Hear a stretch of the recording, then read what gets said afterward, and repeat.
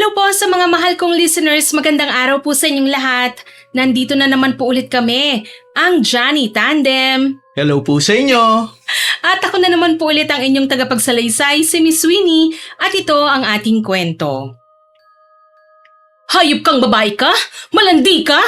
Ah! Ma'am! Aray! Oy, teka lang po ma'am. Bakit niyo sinampal si Maxine? Darling, huwag ka namang magalit. Ano bang gusto mong gawin ko, ha? Tumawa? Wala namang kaming ginagawang masama eh. Anong wala?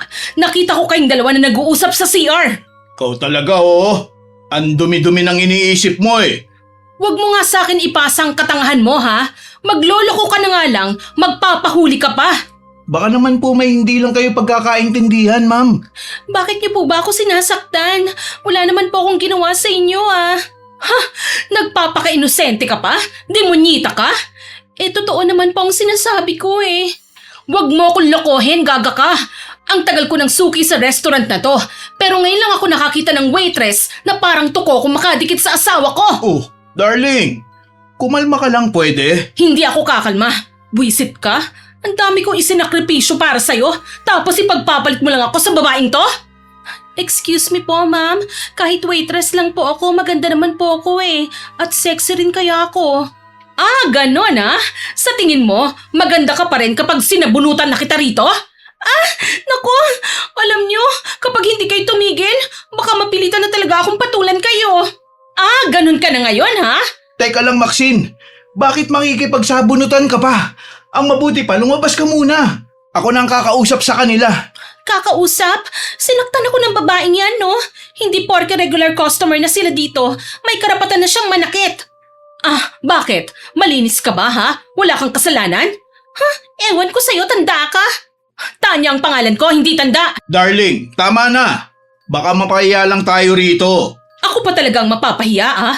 Ikaw ang nahuli kong may kalandi ang babae sa CR. Nag-uusap lang naman kami. Sa CR talaga? Eh saan ba dapat mag-usap? Sa kusina? Eh baka pagsabihan pa tayo ng manager nun. Sir Gabriel, hindi naman po yata yun ang point ni ma'am eh. Eh ano ba ang point niya? Ang point ko, Gabriel, alam kong may kalokohan kang ginagawa. Wala darling. Grabe ka naman oh. Kung may ginagawa akong masama, sa tingin mo ba magpapahuli ko sa'yo? Ayan, narinig mo, Maxine? Hindi man lang nahiya. Ma'am, hindi ko naman po kasalanan kung gusto niya akong kausapin eh. Aba, sumasagot ka pa talaga ha? Eh, totoo naman po eh. Uy, Maxine! Ano? Tumigil ka na. Lalo mo lang pinapalala ang gulo eh. Eh bakit? Siya nga ang hindi tumitigil eh. Aba, matapang ka talaga ha? Hindi naman po sa ganon. Nagsasabi lang po ako ng totoo. Lumabas ka muna Maxine. Please. Fine, pero hindi ako natatakot sa kanya ha? Oh, bakit? Gusto mong makalbo ha? Baka ikaw ang tanggalan ko ng pustiso. Huwag mo akong subukan. Joke lang po, ma'am. Hindi ka nakakatawa. Pero natutuwa po ako sa inyo eh. Dapat po kasi nagpapaganda kayo nang hindi naman kayo pinagpapalit ni sir sa iba. Maxine, ano ba? Oo na, sige na, lalabas na ako. Gaga ka? Hindi pa tayo tapos. Hindi pa po ako tapos sa asawa niyo, ma'am. Sumpain ka sana. Masamang babae. Ma'am, tama na po. Pasensya na ha. Akmang hahabulin pa ako ni Ma'am Tanya para hilahin ang buhok ko, Miss Winnie. Pero mabilis akong nakaiwas at agad na lumabas ng restaurant. Galit na galit siya dahil nahuli niya akong kausap ang mister niya sa CR. At kahit pilit kong ipinapakita na wala akong pakialam, aminado ko na alam kong may mali sa ginagawa ko. Pero nung mga panahong yon, hindi ko pa talaga nararamdaman ang konsensya ko noon eh. Gustong gusto ko kasing makaahon sa hirap, Miss Winnie. Lumabas ako ng restaurant at tumambay muna sa may entrance. Huminga ako ng malalim habang inaayos ang magulo kong buhok dahil muntik na akong sabunutan. Hindi nagtagal napansin kong may isang matandang babae na nakatingin sa akin. Ang sampagita vendor na si Aling Petra. Inis ko siyang sininghalan. Anong tinitingin mo dyan ha? May nakakatawa ba ha? Nahuli ka ng asawa ano? Nangaasar ka ba talaga ha, tanda? Hindi ako nang aasar, iha. Sinasabi ko lang kung anong nakita ko. O, tapos? Akala mo siguro wala nang katapusan ng ligaya, no? Tumahimik ka nga. Huwag mo nga akong sisimulan. Baka isungal-ngal ko pang sapatos ko sa'yo eh. Ang bilis mo namang magalit. Kasi ang dami mong sinasabi. Dapat kasi matuto tayong makontento sa kung anong meron tayo. Pinariringgan mo ba ako, ha? May iba pa bang tao rito bukod sa'yo? Aba, talagang sumusobra ka na, ha? May trabaho ka na. Maganda ka rin naman, pero gusto mo pa rin kumuha ng bagay na hindi naman para sa'yo. Ano bang pakialam mo sa buhay ko, ha? Wala naman. Bakit pa na yan daldal mo dyan? Dahil minsan, may mga bagay na kailangan kong sabihin sa'yo bago pa mahuli ang lahat. Wow! May pa-mysterious effect ka pa dyan, ha? Hindi mo naman kailangan paniwalaan ang mga sinasabi ko, Iha. Di wow! Pero darating ang araw, maiintindihan mo rin ang lahat ng ito. Ano naman ang ibig mong sabihin doon? Na hindi lahat ng bagay na mukhang magandang pagkakataon ay biyaya na. Ang dami mong alam. Chismosa ka, ha? Parang alam na alam mo ang nangyayari sa buhay ko. Sa tagal ko nang nakatambay dito, kabisado ko na ang mga kilos ng mga empleyado sa restaurant na yan. Tapos, may nagbago ba kahit kinausap mo ko, ha? Siguro nga wala. Pero darating ang araw na babalik sa'yo ang lahat ng ginawa mo sa kapwa mo. Ha? Hindi ka Diyos, ano? Kaya pwede ba, huwag ka nang magpanggap na para bang alam mong mangyayari sa buhay ko. Hindi ko kailangan maging Diyos para malaman mong may kapalit ang bawat ginagawa mo. Ha? Tumahimik ka nga dyan? Ang weird mo talaga. Nakakatakot ka, ha? Pero hindi ako ang dapat mong katakutan, Iha. Natigilan ako dahil sa mga sinabi niya, Miss Winnie. Hindi ko alam kung bakit biglang bumigat ang pakiramdam ko. Ano bang ibig mong sabihin, ha? Sekretong malupit. Ngumiti siya ng napakalapad, tsaka nilagpasan ako at tuluyang naglakad palayo. Sa totoo lang, bigla po akong kinabahan eh. Dumaan pa sa balat ko ang malamig na hangin. Daig pa niya ang mga ngisi ng isang serial killer na napapanood ko sa telebisyon. Pero agad ko ring itinaboy ang iniisip ko. Hindi ako pwedeng pangunahan ng takot eh. Masyado pa akong mahirap para mawalan na lang ng lakas ng loob na gawin ang mga nasimulan ko. Pero bago nga po pala ako magpatuloy, gusto ko munang magpakilala. Mapagpalang araw po sa inyo, Miss Winnie. Ako nga po pala si Maxine, 26 years old sa ngayon. Ang kwentong ibabahagi ko ay nangyari 2 taon lang ang nakararaan, taong 2024. Magkasama kami ng kaibigan kong si Topper na pareho po kaming natanggap bilang service crew sa isang mamahaling restaurant. Siya ang waiter habang ako naman po, waitress. Naalala ko nung mga panahong yon sabay kaming nag-apply sa iba't ibang trabaho at halos maubos ang pamasahe namin sa kakahanap ng mapapasukan. Kaya nang sa wakas ay matanggap kami, sobrang saya po namin. Yes! Salamat sa Panginoon at natanggap din tayo. Sinabi mo pa, akala ko kanina mababali ang mga paa ko sa kanilakad at kakahanap ng trabaho. Hayaan mo, mag-iipon tayo, Maxine. Kapag sapat na ang pera natin, hindi na natin kailangan tumira sa kung kani-kaninong kakilala. Kahit maliit na kwarto muna, di ba? Basta sarili nating inuupahan. Sus, kakayanin ba natin yun? Salit ng sweldo natin dito, baka wala nang halos matira pa, no? Oobserbahan pa naman tayo eh. Pero kapag nalagpasan natin ang training, gagawin naman tayong regular. Naku, sana nga. Naku, ayoko nang maglakad-lakad sa kalye para magmakaawa na bigyan ako ng trabaho. Kapag naging regular na tayo, makakapag-ipon na tayo. Kulang pa yan, ano? Yung ibang kasamahan natin, may kumpletong benefits naman. Kaya nga sabi ko sa'yo, di ba? Pagbutihan natin ang trabaho. Kapag naging regular tayo, makukuha rin natin ang mga benefits na sinasabi mo. Ang dami ko pa palang pangangailangan lalo na para sa sarili ko. Kung para sa pagkain lang sana, sapat ng sweldo mo eh. Kaso, sa makeup na uubos ang pera mo eh. Uy, ito naman, grabe ka naman. Totoo naman eh. Ako pa nga madalas nanlilibre sa'yo eh. Di thank you. Ayaw mo nun, at least maganda ako. Malaki ang pakinabang. Ay, ayan ka na naman eh. Ano? Totoo naman ah. Hindi naman ako nanunumbat, no? Sinasabi ko lang, kailangan natin maging practical ngayon. Tama ka naman. Nagiging practical na nga ako eh. Paano? Ginagamit ko ang ganda ko. Ginagamit saan? Para makabingwit ng mayaman. Ano pa nga ba? Napailing si Topper habang nakatingin sa akin. Ngumisi ako at inayos ang buhok ko bago siya tinignan. Sigurado ka ba? Naku, alam ko na yan. Gagaya ka sa kapitbahay natin, no? O hindi hindi ako magiging kabit. Eh ano pa bang tawag sa ginagawa mo? Iba yon, mga akit lang ako. Hindi naman ibig sabihin nun, mga agaw na ako ng asawa. Eh paano kung magkagusto sa'yo yung aakitin mo? Di hindi ko papatulan. Talaga? Oo hindi ako mga agaw. Pero kung single at may pera naman, bakit naman hindi Anong klaseng diskarte ba yan, ha? Ay naku Maxine, kung ako sa'yo, tigilan mo na yan kung ano-anong kalokohan mo, pwede? Ay naku, napaka-KJ mo talaga. Ang mabuti pa, ayusin mo na nga yung isusuot mo. Maaga pa tayong aalis bukas. Oo na, sige na, umalis ka na. Bibilan na lang kita ng pagkain, ha? Tumango na lang ako at hinayaan si Topper na umalis, Miss Winnie. Alam kong pupunta lang siya sa karinderya para kumain, tapos dadalhan niya na lang ako. Hinahayaan ko na lang si Topper dahil kapag sumama ako sa kanya sa labas, sigurado akong mababati lang ako. Hindi naman ako nagmamalaki pero alam kong maganda ako, Miss Winnie. Mahaba ang buhok ko, maayos akong manamit, at marunong akong magdala ng sarili.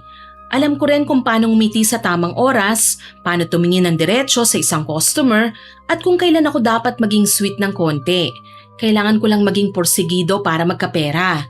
Kinaumagahan, inihanda ko na po ang sarili ko. Unang araw namin sa trabaho.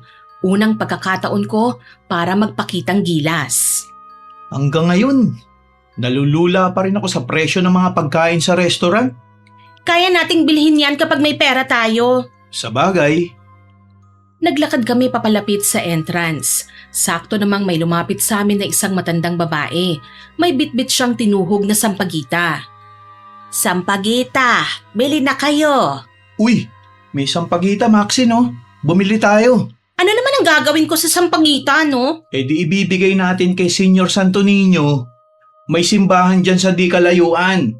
Pwede nga magdasal muna tayo at magpasalamat eh. Naku, ikaw na lang, Topper. Magme-makeup pa kaya ako. Saglit lang naman eh. Ikaw na lang ang pumunta, ha? Pakisabi na lang din kay Senyor Santo Niño. Maraming salamat. At hindi ko na hinintay pa ang sasabihin ni Topper. Nagmamadali akong umalis para iwan siya at ang matandang sampagita vendor. Sa una lang pala nakakapagod ang maging waitress, Miss Winnie. Kapag nasanay ka na, magaan na lang gawin ang trabaho. Pero hindi lang basta pagkuha ng order ang ginagawa ko eh. Bahagya akong ngumingiti sa mga customer na lalaki. Kapag nagpapasalamat sila, sinasagot ko sila ng malambing. Minsan inaayos ko ang buhok ko habang nakikinig o bahagyang lumalapit para mas malinaw kong marinig ang order nila. Gusto kong maramdaman nila na espesyal sila eh, lalo na't gumagana sa mga boys ang style kong yon. Isang araw, habang inaasikaso ko ang mga customer, napansin ko ang pagdating ng isang mag-asawa. Ayon sa manager namin, kailangan ko silang asikasuhin, lalo na tinuturing silang VIP sa restaurant. Balita ko, may mga mayayamang negosyante tayong customer ngayon. Oo, tama ka. Kadarating nga lang nila eh. Kailangan natin silang asikasuhin para mas lalong gumanda ang reviews nila sa restaurant natin. Hindi mo kailangan sabihin yan, Handang-handa na kaya akong i-entertain sila anumang oras. Baka naman kung anong klaseng paghahanda na naman yung gagawin mo, ha? Siyempre, sinabi mo mayayamang negosyante, hindi ba? Hindi na nakapagtataka yun, kasi nga mamahaling kainan tong pinagtatrabahuhan natin. O sige. Balik na tayo sa trabaho nang hindi na tayo mapagsabihan pa. Tumango ako at ninitian si Topper. Hindi ko alam kung bakit napansin kong kakaibang kislap sa mga mata niya nang magkatitigan kami. Gayunpaman, nag-focus na lang po ako sa trabaho. Ipinakita ko ang pinakanakakatunaw kong ngiting kaya kong ibigay, tsaka seductive na naglakad papunta sa waiting area ng mga customers, Miss Winnie. Pansin ko, bahagyang natigilan ng lalaki nang magkatitigan kami. Good evening po. Welcome. Ako na po ang mag-a-assist sa inyo, ha? May reservation po ba kayo? Yes, may reservation kami sa pangalan ko. Okay, sir. Ano pong pangalan at apelyido? Darling, pangalan at apelyido raw. Bakit natutulala ka dyan? Sorry, na-carried away ako sa kagandahan mo, miss eh. Bago ka lang ba rito? Yes sir, bago lang po ako. Ah, ganun ba? Kaya pala ngayon lang kita nakita rito eh. By the way, ako si Gabriel at si Tanya, ang asawa ko. Nice meeting you po, ma'am and sir. Ayon po dito sa list, handa na ang table niyo. Okay, good. Halika na darling, gutom na ako eh. Pinagmasdan niya muna ako mula ulo hanggang paa, Miss Winnie, bago muling bumalik ang tingin niya sa mukha ko. Tila ba sinusuri ako ni Sir Gabriel, Miss Winnie, at malaking advantage yon para sa akin. Sir, ma'am, dito na po kayo. Ako na po ang bahala sa inyo. At last, nakaupo na rin. Ah, thank you ah. You're welcome po, sir. Nasaan ang menu? Ma'am, sir, heto na po ang menu oh. Pili na po kayo. Maraming masasarap na choices po ngayon. Habang inilalagay ko ang menu sa mesa, sinadya kong yumuko ng konti para maayos ko yon sa harapan nila. Pagkatapos, tumingin ako kay sir at ngumiti ng matamis. Hindi niya kagad inalis ang tingin niya sa akin, Miss Winnie, at napansin din yun ng asawa niya. Darling, may napili ka na ba ha? Wait lang.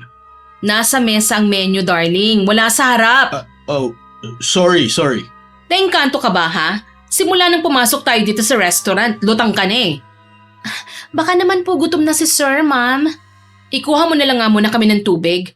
Pagbalik mo, nakapili na kami ng kakainin. Okay po, ma'am. Take your time, sir. Maiwan ko po muna kayo. At bago pa man ako nakaalis sa mesa, bigla akong kinindata ni Sir Gabriel. Hindi na ako nagulat. Sanay na po ako sa ganoong reaksyon. Hindi ko lang inaasahan na kahit nasa tabi lang niya ang asawa niya, lantaran siyang magpapakita ng interes sa akin. Muli niya akong sinundan ng tingin habang papalayo ako. At bago ko tuluyang makalayo, napalingon ako ng konti. Nakita kong nakatingin pa rin siya sa akin. Napangiti ako sa sarili ko noon, Miss Winnie. Mukhang magiging interesting ang araw na to eh. At nang makalapit ako sa kusina, pinakiusapan ko ang naghahanda ng pagkain na abutan ako ng malamig na tubig. Napuna naman ako kagad ni Topper. Aba, napaka-energetic mo ngayon ha?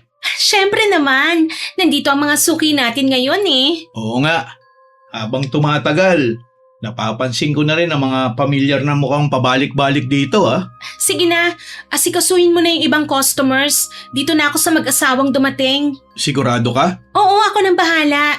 Pinapakuha nga ako ng tubig eh. Pero pagkabalik ko raw, aasikasuhin ko ng orders nila. Okay, sige. Pagkatalikod ni Topper, inunat ko muna ang uniform ko at siniguradong maayos ang itsura ko. Bahagya ko pong inayos ang neckline ng damit ko para mas flattering ang damit. Tsaka ako nag-retouch ng makeup. Pinabayaan ko ring nakalugay ang buhok ko dahil alam kong mas bagay po yon sa akin. Hindi naman ako inosente para hindi ko alam ang epekto ng itsura ko sa mga lalaki. At kung kailangan kong gamitin ang charm ko para makuha ang atensyon ng isang customer, bakit naman hindi? Nang sa tingin ko ay nakapili na sina Ma'am Tanya at Sir Gabriel, bumalik na kagad ako sa pwesto nila. Excuse me po, pwede ko na po bang makuha ang order nyo ha sir? Oo, sige. Darling, gusto mo ba ng wine? Oh, sure. Samahan mo na rin ang red wine ang order namin, miss. Maxine po sir. Maxine. Ang gandang pangalan ah. Naku, salamat sir. Kasing ganda mo, Maxine. May kakaibang diin ang pagkakasabi niya ng pangalan ko, Miss Winnie. Nakipag-shake hands siya sa akin at kinailangan pang umubo ni ma'am bago ko mabawi ang kamay ko. Darling, tulala ka na naman. Sorry. Nice meeting you, Maxine. Likewise, Sir Gabriel. Ako naman si Tanya. Regular VIP customer kami dito, iha. Kaya dapat, lagi kaming maayos na ina-assist kapag nagdi-dinner kami rito ng asawa ko, ha? Yes po, ma'am. Don't worry po. Aasikasuin ko po kayo ng mabuti. O sige na, pakibilisan na lang ang pagkain namin. Opo, ako na po ang bahala. Bago ako tuluyang umalis, napatingin ulit ako kay Sir Gabriel at doon ko nakitang isang bagay na lalo kong ikinasiya. Nakatitig pa rin siya sa akin. Nang magtama ang mga mata namin, bahagya siyang umiti sabay kindat kahit nasa harapan pa niya ang asawa niya. Kaya mabilis akong tumalikod bago pa ako tuluyang mahalata ni Ma'am Tanya. Mukhang selosa pa naman yung babae. Habang naglalakad ako papalayo, hindi ko maiwasang mapangiti. Hindi yata ako nagkamali ng napiling target eh. Hindi pa man kami gaanong nag-uusap ni Sir Gabriel, halata ko nang interesado siya sa akin at mukhang hindi rin niya kayang itago yun. Ilang segundo pa lang ang lumipas nang marinig ko ang boses ni Ma'am Tanya mula sa mesa nila. Seriously, Gabriel? Darling, bakit ba? Nakita kita eh. Magsisinungaling ka pa? Ano bang ginawa ko? Kininditan mo yung waitress. Ha? Baka namamalikmata ka lang. Huwag mo nga akong pinaglololo ko. Bakit pa palaging mainit ang ulo mo ngayon, darling, ha? Kakalbuhin talaga kita. Ang galing mong magpanggap eh. Ikaw naman, oh. Nginitian ko lang yung waitress na yon. Nginitian? Bakit kailangan mo pang kumindat ha? Hindi ko naman sinasadya yun eh. Sinungaling! Ano ba? Maganda lang naman kasi siya eh. At kailangan mong ipakita sa kanya na napansin mong maganda siya ha? Ganun ba?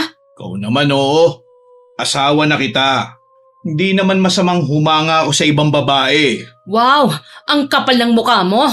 Huwag ka nang magalit, darling. Hindi ako magagalit kung hindi ka kumikindat sa harap ko. O sige, sorry na. Alam mo naman na mannerism ko na yun kapag nakakakita ako ng maganda. Ang dami mong dahilan. Ano, sa susunod, baka sabihin mong may sakit ang pilikmata mo kaya panay ang kindat mo. Sa susunod, hindi na ako kikindat. Ngingiti na lang. Ngiting buhaya, ganon. Ay, nako. Lagi ka na lang may napapansin sa akin. Hindi ko na napigilang mapangiti habang papalayo ako, Miss Winnie.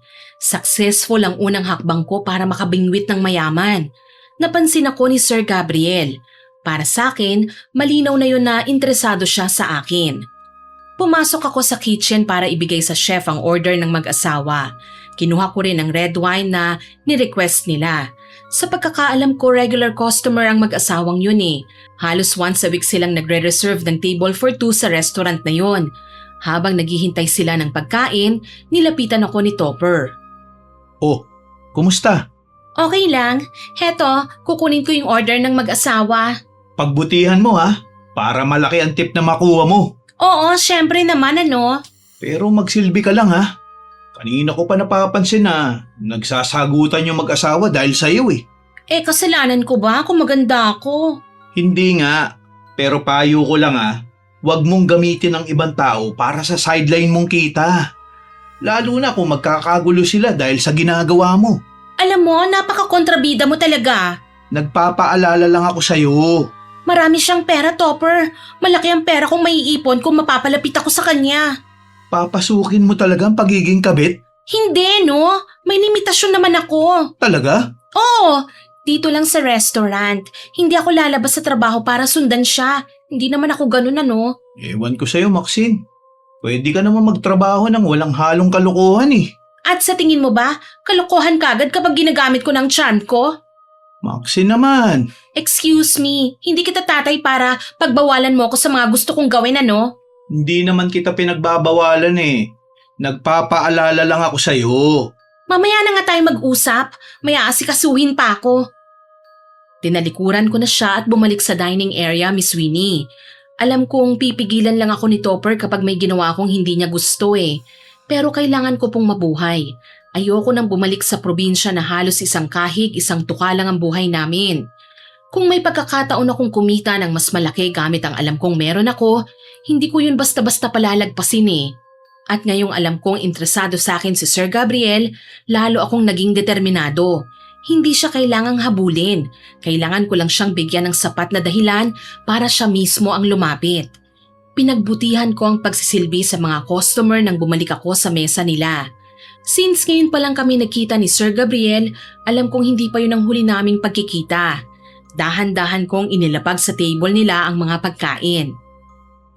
Heto na po ang orders nyo, ma'am, sir. Wow! Sisling sisig! Mas natakam ako sa salad ha, darling. Ano pa ba ang hinihintay natin? Kumain na tayo! Specialty namin ang dinuguan, sir, at ang sisling sisig. Masarap po yun. Sigurado akong magpapa-take out pa kayo. Kakain na kami ng asawa ko. Huwag mong sasabihing babantayan mo pa kami, ha? Ay, yes po, ma'am. Isa po sa mga policy namin na bantayan ng customer para maibigay po kagad ang kailangan nila. Kaya huwag niyo lang po akong pansinin. Enjoy your dinner. Ngumiti ako kay Ma'am Tanya. Pero bago ako tuluyang tumalikod, sinulyapan muna ako ni Sir Gabriel. Nahuli ko siyang nakatingin sa akin mula ulo hanggang paa, Miss Winnie. At nang magtama ang mga mata namin, bahagya akong ngumiti at kumindat sa kanya. Hindi naman po siya umiwas. Sa halip, napangiti rin siya sa akin at ilang segundo pa siyang nakatitig sa akin bago niya kunwaring ibinaling ang atensyon sa asawa niya. Ang efficient naman ng bagong waitress nila, no?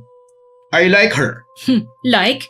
Kung makatitig ka sa kanya parang nagdikit na ang mga mata mo sa sobrang lagkit ng tingin mo. Ikaw talaga, darling, oh. Napaka-malisyosa mo. Ikaw wala nga nagbigay sa akin ng idea. Ikaw naman, oh. O sige na, tama na yan. Kumain na muna tayo. Habang nagsasalita si Sir Gabriel, napansin kong sumulyap ulit siya sa akin. Hindi ko na napigilang mapangiti. Alam kong napapansin niya ang paraan ng pananamit ko, pati na rin ang kilos at mga tingin ko sa kanya.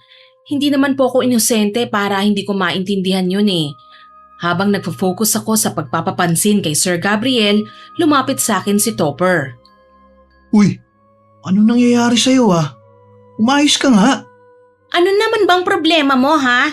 Kitang-kita ko kaya ang ginagawa mo sa pwesto ko, no? Oh, ano ngayon? Nakikita mo si Aling Petra sa labas? Kanina pa rin siya nakatingin sa'yo. Ano naman ang paki ko sa matandang yon? Nabanggit niya sa akin na hindi raw magtatagal. Magkakaroon ka ng kaaway dahil sa ginagawa mo.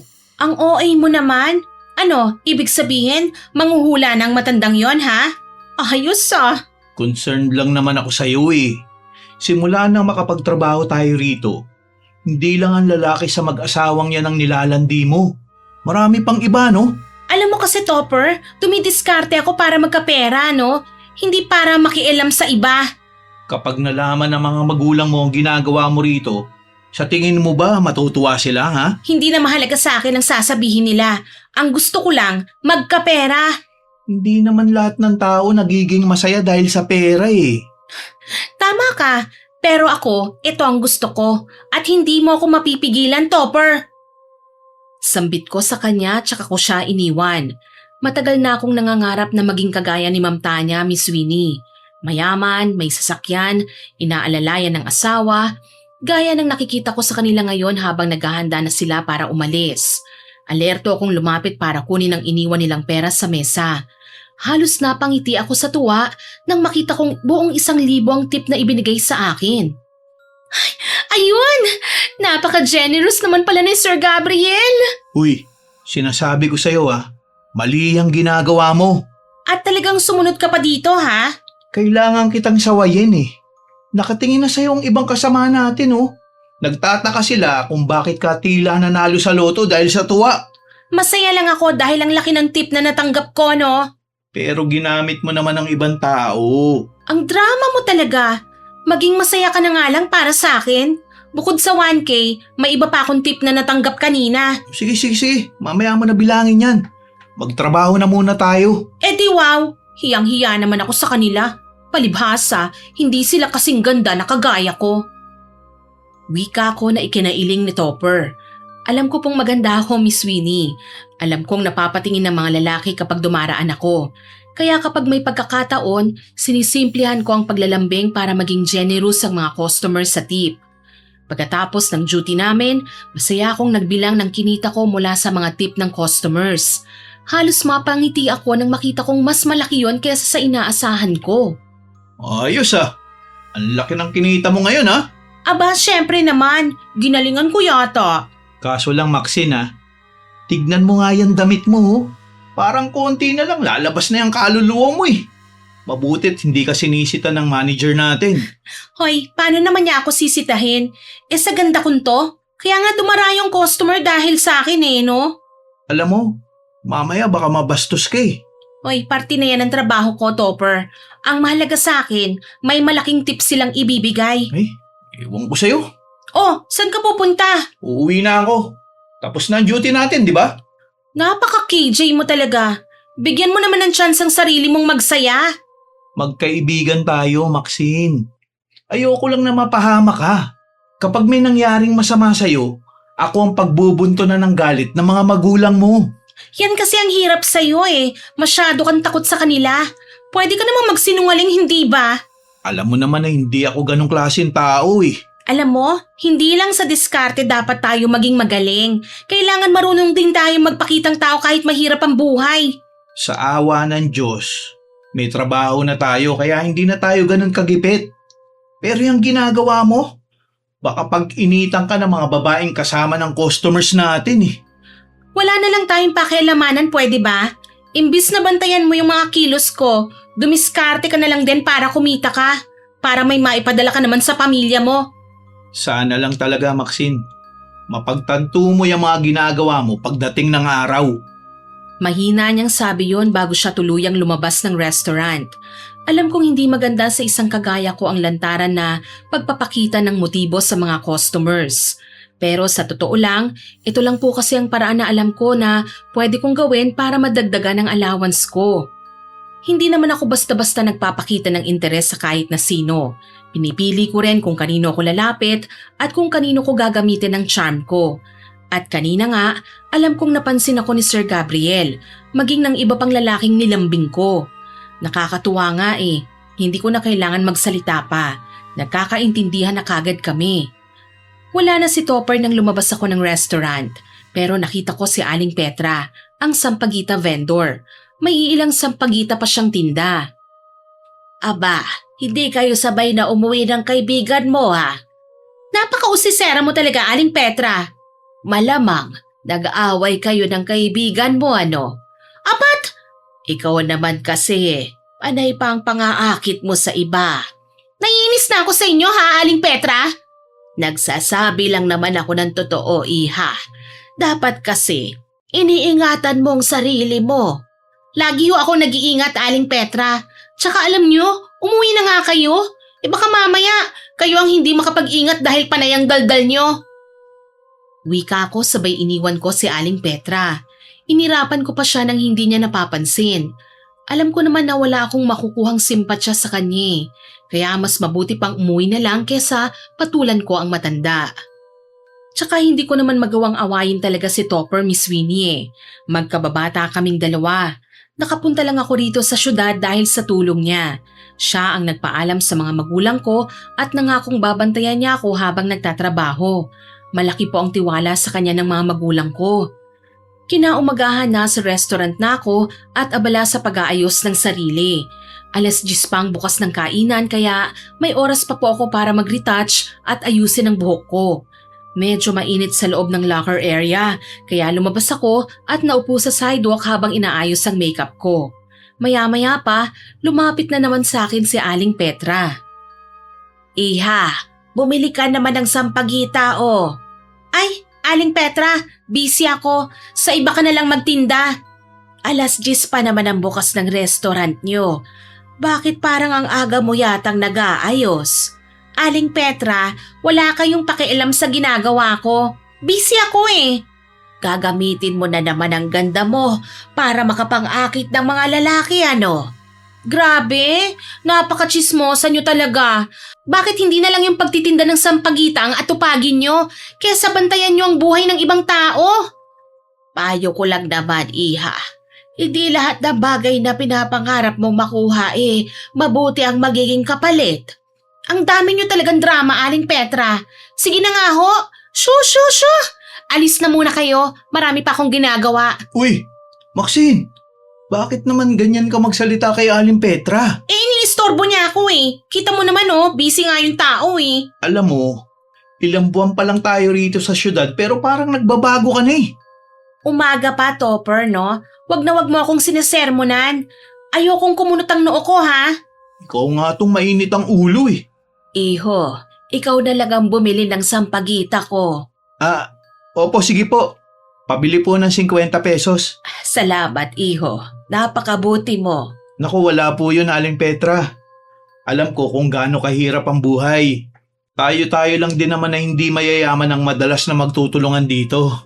Sus, ang OA nyo ha? Bakit ako? Nagagawa kong tulungan ng sarili ko. Kailangan ko lang makahanap ng mga lalaking may pera.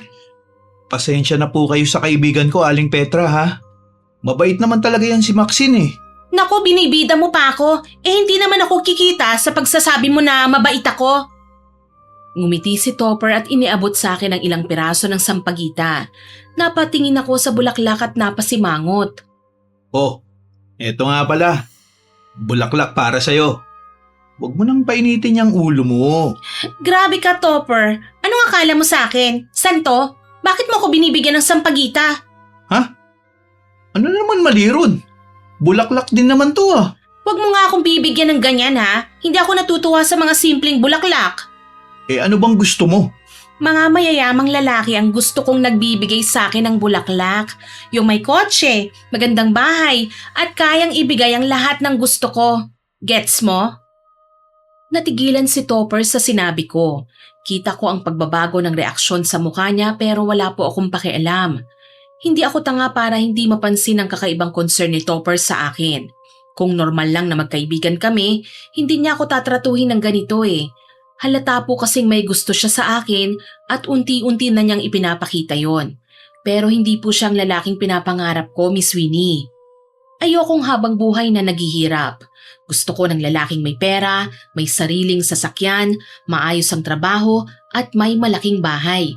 Kung magpapakasal man ako, gusto kong siguradong maginhawang buhay ko. Pasensya ka na.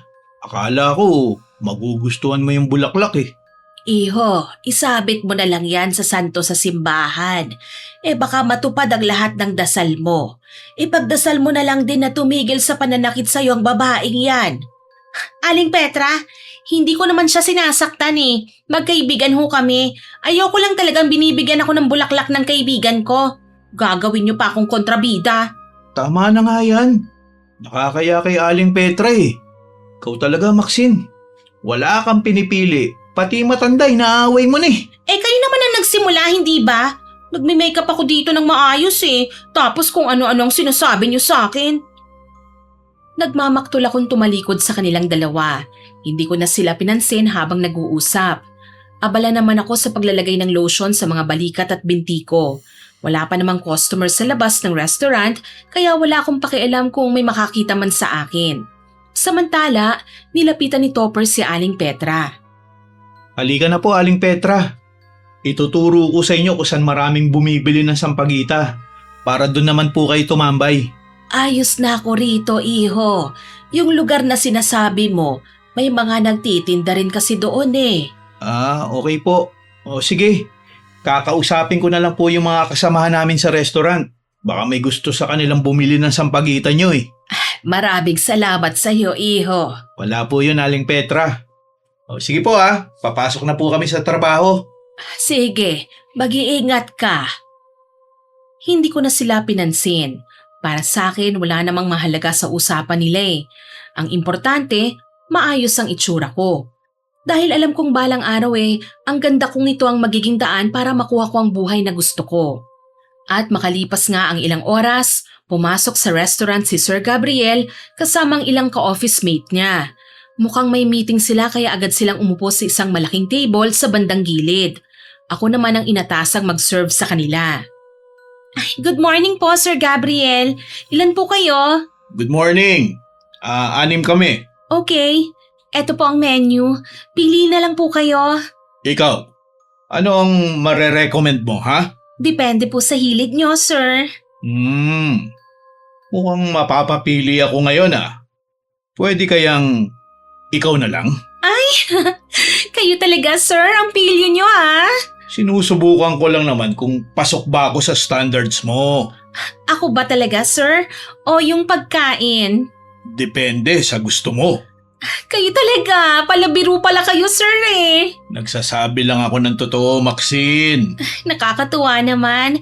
Hindi nyo po pala nakalimutan ang pangalan ko. Mahirap kalimutan ang pangalan ng isang magandang kagaya mo. Mas lalo kong itinuwid ang tayo ko at inilayad ang dibdib ko. Sinadya ko pang basain ang labi ko at napansin kong napatingin si Sir Gabriel sa akin. Alam kong sa pagkakataong ito, nakuha ko na ng tuluyan ang atensyon niya. Pero naalala ko si Ma'am Tanya. Sinigurado ko munang ilibot ang tingin ko bago muling tumingin kay Sir Gabriel. Ay, wala po si Ma'am Tanya, sir. May importante siyang nilakad. Saka nasa meeting kami ng mga kasama ko, kaya sila ang dinala ko rito. Kung ganun po, kailangan po natin silang mapahanga sa putahing ipapakilala natin. Mukhang mahal naman ang recommendations mo eh. Siyempre, hindi po ako magre-recommend ng cheap ano. Ay, ganun? Pwede bang ikaw na lang muna ang piliin ko? Ay, naku bawal sir, hindi po ako kasama sa menu. Naku, sayang naman oh. Pero kung gusto nyo, pwede ko kayong tulungang pumili. Sige, ikaw na lang ang pumili para sa amin. Sure ka? Baka maubusan ka ng pera niyan. Marami kong pondo, no? Napangiti ako pero agad kong tinago yun at nagkunwaring busy sa pag-aayos ng mga baso. Ay, sige na nga. Mag-order ka muna para maasikaso ko na. Okay. Request ko lang na ikaw ang palaging magsilbi sa akin tuwing nandito ako, ha? Bakit naman po, sir? May ibang waitress naman po dito eh. Mas gusto ko kasing ikaw. Mabilis kang kumilos, approachable, magaling, at nakakaganang kumain. Ay, wow! Favorite nyo na kagad ako binubola nyo yata ako, sir eh. Di kita binobola, no? Nagsasabi lang ako ng totoo. Baka mamaya marami na kaming nasabihan nyo ng ganyan Ikaw palang, Maxine. Ni asawa ko hindi ko nga napupuri ng ganito eh. Napalunok ako sa sinabi ni Sir Gabriel, Miss Winnie. Alam ko na ginagamitan na niya ako ng mabulaklak na salita para makuha ko. Sa madaling salita, hindi lang dito sa restaurant ang gusto niyang hangganan ng komunikasyon namin. Pero syempre, hindi naman po ako maruming babae. Kaya matatakam lang siya sa akin at ang pansariling interes ko ang masusunod. Ay, talaga sir? Naku, di mas delikado ka pala. Bakit mo naman nasabi? Naisip ko lang. Ikaw talaga oh. Kaya ako naaaliw sa'yo eh. Hindi ka kagaya ng asawa ko na walang ibang ginawa kundi ang magbunganga. Magkaiba naman po kami, sir eh. Baka naman kasi stress lang si Ma'am Tanya sa inyo. Mabait kaya ako. Uy, siguro kapag tulog kayo, sir. Ay, sige na nga, sir. May I take your orders na po ba? Oh, sure. Eto, saka ito. At yung bestseller dessert nyo ha, okay? Noted po, sir. Iwan ko po muna kayo ha, okay? Sige, bilisan mo ha. Mas nakakaganang kumain kapag may maganda sa tabi-tabi. Tumawa si Sir Gabriel bago muling bumaling ng tingin sa mga kasama niya, Miss Winnie. Nagsimula na ang meeting nila kaya bumalik ako sa counter. Habang naghihintay sa mga pagkain, tumambay ako sa isang sulok malapit sa CR habang hawak ang cellphone ko. Napansin kong nakatingin na naman sa akin si Sir Gabriel. Ngumiti siya bago naglakad papunta sa direksyon ko. At nang makalapit siya, napangiti ako. Hi! Hindi ka naman mukhang pupunta sa CR, sir Paano mo nalaman? Kasi dumiretso ka rito eh. Tama ka. Ikaw ang gusto kong puntahan eh. Naku, baka mahuli ka ng mga ka-office mates mo, sir. Isusumbong ka nila kay Ma'am Tanya niyan. Hayaan mo lang sila. Takot sa akin ang mga yun. Ako ang boss nila eh. Ay, ganun po ba? Gusto lang kitang makausap ng walang nakikinig. Bakit po? May sasabihin po ba kayo sa akin na sikreto? Meron. Talaga? Ano naman yon? Mas maganda ka pala ng malapitan. Haya na naman tayo, sir eh. Nambobola ka na naman. Uy, hindi kita binobola, Maxine. Actually, may proposal ako sa'yo. Ha? Anong proposal, sir? Baka mamaya illegal yan, ha? Ano bang akala mo sa akin? Mukhang kriminal? Mas genuine ang alo ko sa'yo kaysa sa magtiis ka sa pagtatrabaho dito sa restaurant. Ano pong ibig niyong sabihin? Sumama ka sa akin. Ibabahay kita. Bibigyan rin kita ng kotse, ng credit cards. At alam kong alam mo na kung ano magiging kapalit nun. Ha? Ang bilis mo naman, sir. Bakit pa ba natin patatagalin yun? Gusto kita, Maxine. Alam kong interesado ka rin sa akin. Mahinhin akong tumawa sabay iwas ng tingin sa kanya tsaka ako umirap. Mas interesado ako sa pera niya, Miss Winnie. Lalong wala akong balak na maging kabit lang niya. Pero kailangan kong sakyan ang mga sinasabi niya para kumagat siya sa pain ko at pagkaperahan siya ng husto. Mabagal ko pang ipinatong ang kamay ko sa balikat niya sa mas nakakaakit na paraan. Yon ang tagpong naabutan ni Topper at gano'n na lang ang pagsama ng tingin niya sa akin sabay talikod. Ewan ko ba, bigla akong nag-guilty kaya nginitian ko na lang ng matamis si Sir Gabriel. Nakakabigla ka naman, sir. Pangalawang pag-uusap pa lang naman natin to eh. Baka pwede pang pag-isipan ko muna. Pero wag gaanong matagal Mainipin pa naman ako. Si sir talaga. Pag-isipan mo ang sinabi ko, okay? Sayang ka kung hindi ka magiging praktikal, Maxine. Pero bakit ako? Interesting ka para sa akin. Paano? Babalik na ako sa mesa namin, ha? Okay, sir. Nang makalayo na si sir, si Topper naman ang lumapit sa akin. Kitang-kita ko sa mukha niya ang labis na pagkabahala. Bakit ka kinausap ng lalaking yun, ha? May offer siya sa akin, Topper. At ngayon, hindi ko alam kung bakit nahihirapan akong magdesisyon. Ano bang sinabi niya sa'yo? Gusto niya akong ibahay. Ibibigay daw niya ang lahat ng kailangan ko. Hindi ko na kailangan magtrabaho pa.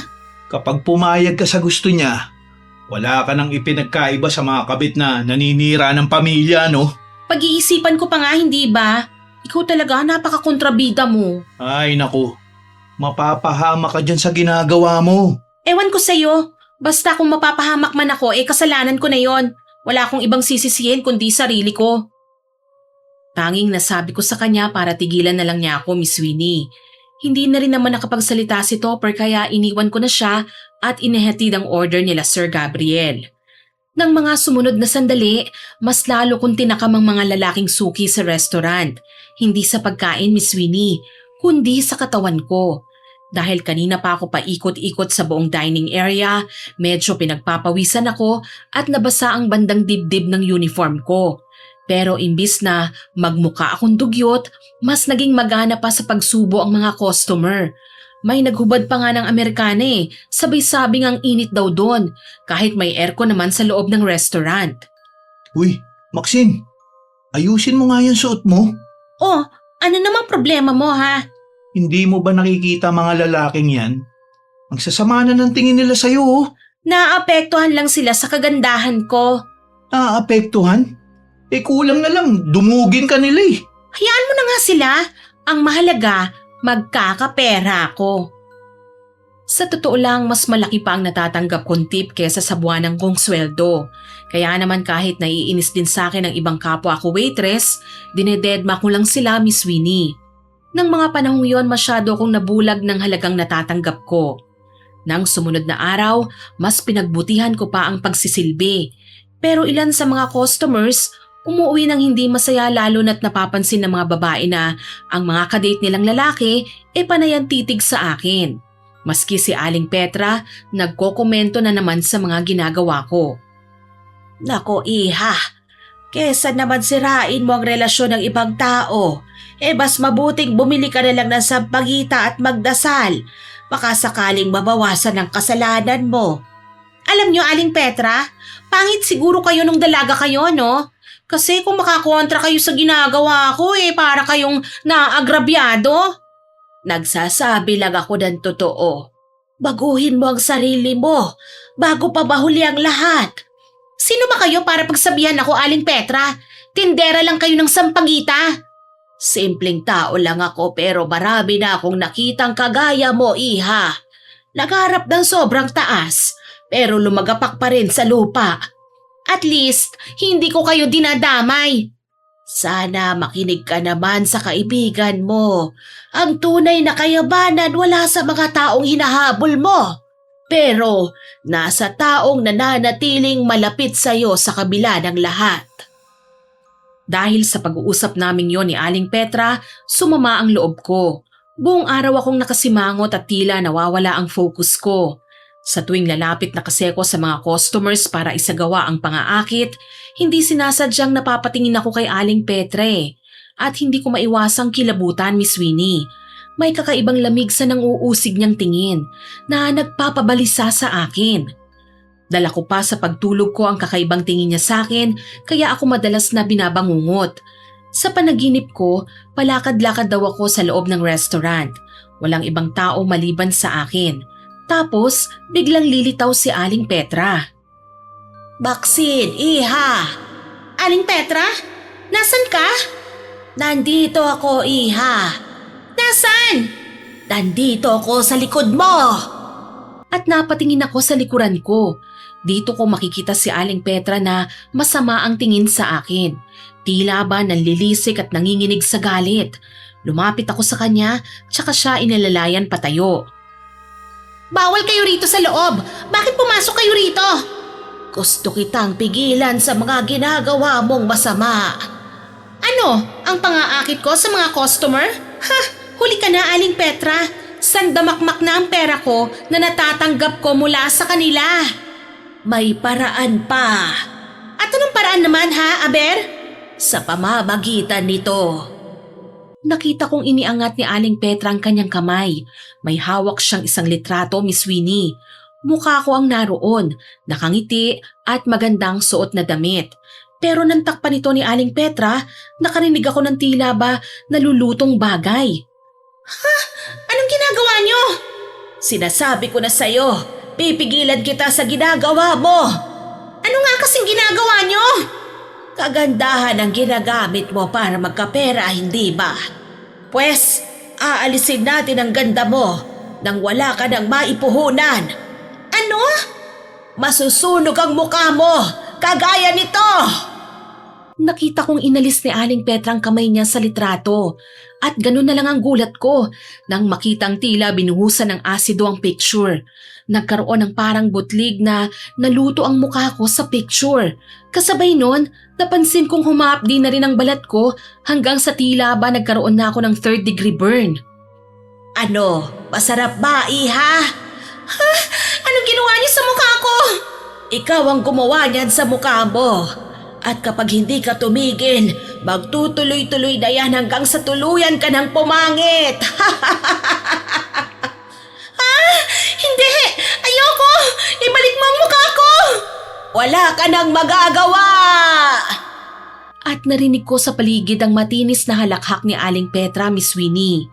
Tuluyan na rin akong nilamon ng kadiliman hanggang sa maramdaman kong nagigising na ako. Tsaka ako babalikwas ng bangon sabay yakap sa sarili. Mukhang totoong panaginip kong yun at paulit-ulit pa yon. Kaya naman tila wala ako sa sarili hanggang sa makarating ako sa restaurant. Maski si Topper napansin na rin ako. Nakatambay kami noon sa labas ng restaurant dahil maaga pa naman.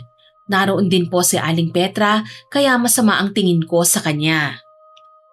Okay ka lang ba, Maxine? Oo naman, bakit? Mukha kasing maputla at nanghihina ka eh. Napuyat lang ako. Talaga, Iha? Hindi ka naman mukhang puyat ah. Ano naman ang gusto niyong palabasin? Wala naman. Teka lang, galit ka na naman ba kay Aling Petra? Wala naman sigurong pipigil sa akin kapag tuluyan ko na nga ipinakita ang galit ko, no? Tigil mo nga yan, Maxine. Ikaw talaga oh. Kung ano-ano na lang ang ginagawa mong kalokohan eh. Dahil sa sinabi ni Topper, napasimangot po ako, Miss Winnie. Lalo na't nakita ko ang bahagyang pagngisi ni Aling Petra. Sigurado ko, may ginagawa nga siyang masama laban sa akin. Pero dahil wala akong kakampi sa usapang yon, nagpa siya akong iwanan na lang silang dalawa. Pumasok ako sa restaurant at nagsimula ng mag-ayos. Maxine, pwede ba kitang makausap? Ano na naman ba ha? Magkakampi kayo ni Aling Petra, hindi ba? Bakit mo pa ako sinundan dito? Bakit ba kailangan mong landi ng mga customer natin habang nagsiserve ka? Ha? Hindi ko naman sila nilalandi ano? Inaakit ko lang. Magkaiba yon. Kahit na. Mag-aaway na naman ba tayo ng dahil lang dito ha? Hindi naman sa ganun. Yung si Sir Gabriel, alam kong interesado siya sa'yo. Bakit kailangan mo pa siyang lapitan? Wala ka mapapala sa kanya, no? Ikaw talaga? Ang sabihin mo, baka nagseselos ka lang. Di ako nagsiselos, no? Sinasabi ko lang na baka mapahama ka sa ginagawa mo. Relax ka lang. Alam ko naman ang ginagawa ko eh. Paulit-ulit ka na lang eh. Hindi lahat ng lalaking humingiti sa'yo seryoso kagad. Saka may asawa na siya, no? Hindi rin naman lahat ng lalaking lumalapit sa akin pinapansin ko. Sana nga. Teka, ano ba yung hawak mo? Ito? Pagkain para kay Aling Petra. Ayos ah. Sampagita vendor, dito pa nag-o-order ng pagkain? Hiningi ko lang to kay chef. Kesa naman itapon nila, sayang. Hindi pa naman to panis Saka mahal. Kaya ibibigay ko na lang kay Aling Petra. Kaya namumuro sa pakikialam sa akin ng matandang yun kasi lagi mong inaabutan. Namimiss ko ang pamilya ko sa probinsya. Sa pamamagitan man lang nito, mabawasan ang pangungulila ko sa kanila. Hay nako, bahala ka na nga. Basta, wag mo akong sisisiyan kapag may napansin kang pangit na ugali sa matandang yan Hindi sumagot si Topper at nagpatuloy na sa pagtatrabaho. Ilang sandali pa naging abala na kami sa pag-aasikaso ng mga customer, Miss Winnie. Kapag ganitong malapit na ang tanghalian, medyo rumarami na po ang mga tao Pero hindi naman tipong magulo. Nakapwesto kasi sa kani-kanilang sulok ang mga anak mayayaman na kumakain po doon. Meron pa nga akong napagsilbihan kanina na naka-solo flight lang po Dami yatang customer ngayon Oo nga Malamang, darating na naman mamaya yung paborito mong customer. Ikaw talaga, kung makapagsalita ka, parang GRO naman ako. Napapansin ko kasi yung kislap ng mga mata mo kapag siya na yung pumapasok Ano naman, trabaho ko kayang maging sweet sa customers. Hindi naman ako pwedeng sumimangot sa kanila, no? Sweet? Yung tingin mo sa kanila, parang may kasamang libreng dessert Ang OA mo talaga. Gusto niya yung ganun Konting ngiti, konting lambing ng boses. Ayun, happy customer na. Konting lambing? Halos himatay na yata yung lalaki sa kakangiti mo Kasalanan ko ba kung madali silang kiligin? Kaya nga ako nagsasabi sa'yo para naman ma-realize mo. Pwede ba? Ang dumi-dumi talaga ng isip mo. Kahit ilang beses pa akong mang-akit ng mga lalaking kakain dito sa restaurant, walang kahit sino sa kanila ang makakaangkin sa akin, okay? Bakit? May nagugustuhan ka na bang lalaki ngayon? Wala.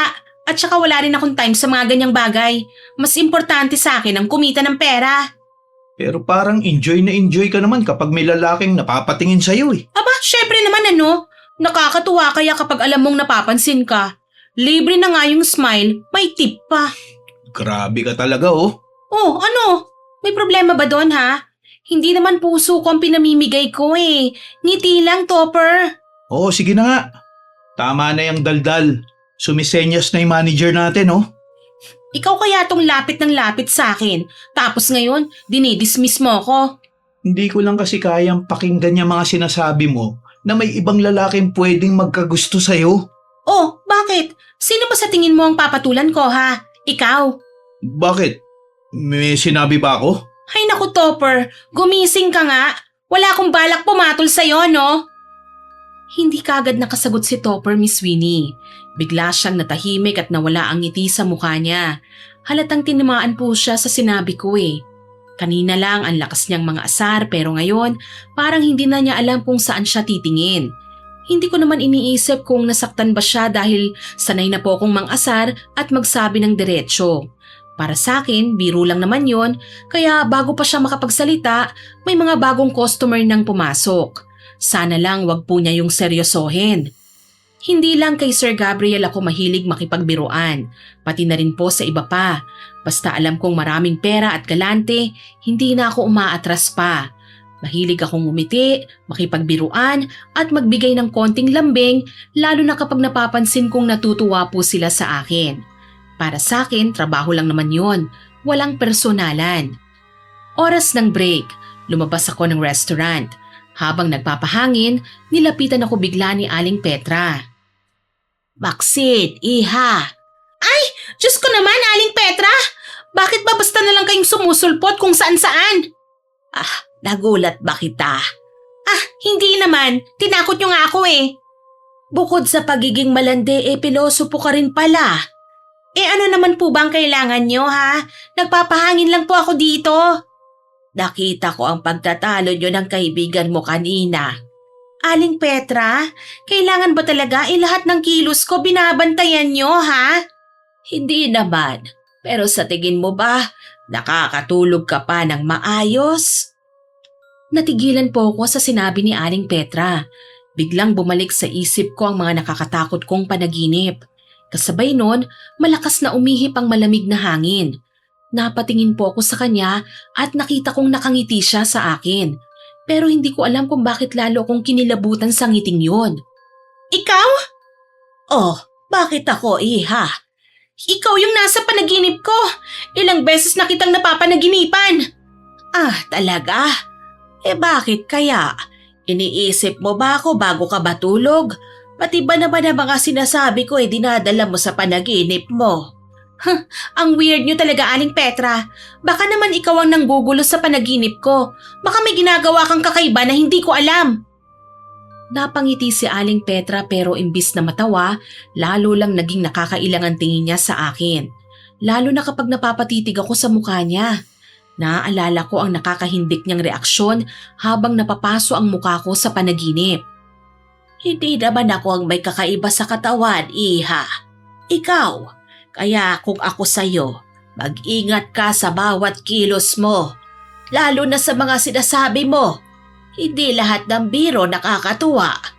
Baka isang araw, bumalik na lang sa'yo ang lahat ng yan. Hala, nananakot ka na naman. Baka gusto mo lang akong takutin para hindi na kita asarin. Biglang napahalakhak si Aling Petra. Hindi ko alam kung bakit pero parang may ibang ibig sabihin ng tawa niya. Sasagot pa sana ako nang biglang dumating naman si Topper. Pawis na pawis ang lalaki at halatang kanina pa niya ako hinahanap. Ay, nandito ka lang pala, Maxine. Kanina pa kita hinahanap eh. Bakit ba? Nagpapahinga lang ako eh. Busy tayo. Tapos nagagawa mo pa magpahinga? Tapos na ako sa table ko. Binibigyan ko na nga ng chance yung ibang waitress na pagsilbihan yung mga bagong customer. Baka sabihin nila inaagaw ko ang lahat ng tip na para sa kanila. Grabe ka naman. Alam mo, ikaw ang OA mo ngayon. Hindi ako OA, no? Baka naiinggit ka lang kasi mas gusto akong kausap ng mga customer. Ano bang nangyayari sa'yo? Bakit biglang uminit yung ulo mo? Wala. Wag mo na lang akong pansinin. Tsaka teka, bakit ikaw ang tumawag sa akin? Hindi ba galit ka sa akin? Hindi ako galit. Nagtampo lang ako sa'yo. Pero hindi naman ako marunong magtampo na matagal, di ba? Sweet. Kaya pala hinahanap mo ko. Miss mo lang ako, no? Ay, ewan ko sa'yo. Sige na, mauna ka na sa loob. May kakausapin pa ako eh. Ha? Sino? Sino pa ba? Ditong matandang pakialamera mong kaibigan. Anong matanda? Wala ka namang kasama rito ah. Ha? Si Aling Petra. Sino pa ba? Kanina lang eh. Bigla akong napalingon sa lugar kung saan kanina nakaupo si Aling Petra. Pero wala na siya doon. Napatigil ako, Miss Winnie. Kanina lang kaharap ko siya at kausap ko eh. Pero ngayon, wala ni anino niya. Hindi ko rin napansin kung kailan siya umalis. Biglang nanlamig ang buong katawan ko. Nagsimula akong mangilabot at tumayo ang mga balahibo ko sa batok. Nanuyo ang lalamunan ko habang dahan-dahan akong napaatras. Hala, nandito lang siya kanina eh. Baka naman bigla lang siyang umalis. Ano ka ba, Maxine? Wala nga akong nakitang kasama mo rito eh. Pero Topper, sigurado ako. Kausap ko si Aling Petra kanina. Baka nag-hallucinate ka na. Sige na, pumasok ka na. Hala, ang sungit mo naman. Sinasabi ko nga sa'yo, nandito talaga siya kanina. Kalokohan. Huwag ka nang gumawa ng kung ano-anong palusot mo. Ang sungit nito. Yun lang ang nasabi ko bago ko tuluyang pumasok sa restaurant. Sinubukan kong kalimutan ang nangyari at nagbalik na lang ako sa trabaho. Lumapit ako sa isa sa mga bagong dating na customer at doon ko napansin si Ma'am Tanya pala yun. Mag-isa lang siya at kauupo lang niya. Nang mapansin niya ako, agad akong ngumiti at lumapit sa table niya. Ay, good afternoon po, ma'am. Ako na po ang kukuha ng order niyo. Ano po bang gusto niyong kainin? Gusto ko ng chicken salad. Right away, ma'am. Kayo lang po ba? Oo, bakit? Ay, naku, wala naman po. Akala ko po kasama niyo ang asawa niyo eh. Bakit mo naman hinahanap ang asawa ko? Ay, wala naman po, ma'am. Napansin ko lang kasi na madalas kayong magkasama. Ah, talaga? Napapansin mo kami? Siyempre naman po, customer kayo rito eh. Natural lang na mapansin ko kayo. Kung ganon, bakit hindi mo nagagawang layuan ang asawa ko? Hala, bakit naman po? Hindi ko naman alam na ganon ang iniisip nyo, ma'am. Kilala ko ang mga katulad mo. Mga babaeng social climber na walang ibang gustong gawin kundi manggulo ng relasyon para sa pansariling interes. Anong ibig niyong sabihin? Dati, may isa ring waitress dito na ganyan ang trip sa buhay. Sa dami ba naman ng customer na pumupunta sa restaurant na to, asawa ko pa talaga ang pinili niyang paglaruan? Kaso magaling ako nahuli ko sila kagad. Hindi naman po ako ganon, ma'am. Baka nagkakamali lang po kayo ng hinala. Talaga? Kahit kailan hindi ako nagkakamali. Hindi man tayo lubusang magkakilala, alam ko kung anong ginagawa mo tuwing nandito sa restaurant ang asawa ko. Tumaas ang kilay ko sa sinabi ni Ma'am Tanya, pero hindi na lang ako sumagot. Hinintay ko na lang siyang kumilos nang mapansin kong may kinukuha siya sa bag niya. Nung una akala ko bibigyan niya ako ng tip.